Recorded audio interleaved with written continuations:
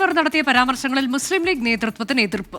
UDF അനുകൂല നിലപാട് സ്വീകരിച്ചിട്ടും അൻവർ അനാവശ്യ പരാമർശങ്ങൾ നടത്തുന്നു എന്ന് ലീഗ് സംസ്ഥാന ജനറൽ സെക്രട്ടറി PMA സലാം പറഞ്ഞു. PV അൻവറിന് വേണ്ടിയുള്ള നേതൃത്വത്തിന്റെ ഇടപെടലിൽ ലീഗിൽ ഒരു വിഭാഗത്തിന് അതൃപ്തിയുണ്ട്.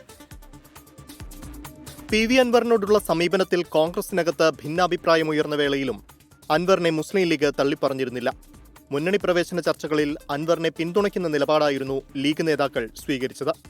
എന്നാൽ നിലമ്പൂരിലെ UDF സ്ഥാനാർത്ഥി ആര്യാടൻ ഷൗക്കത്തിനെതിരെ PV അൻവർ നടത്തിയ പരാമർശങ്ങളിൽ ലീഗ് നേതൃത്വവും അസ്വസ്ഥമാണ്.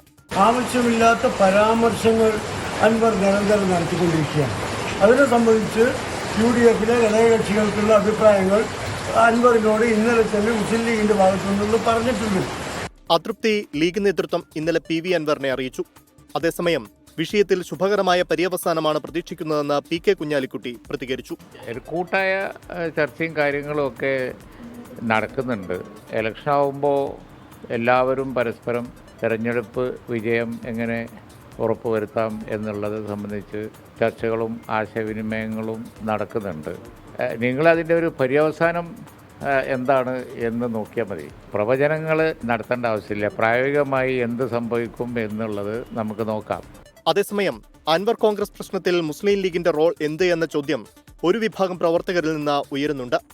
ലീഗ് മധ്യസ്ഥ റോൾ ഏറ്റെടുക്കേണ്ടതില്ല എന്നാണ് വികാരം.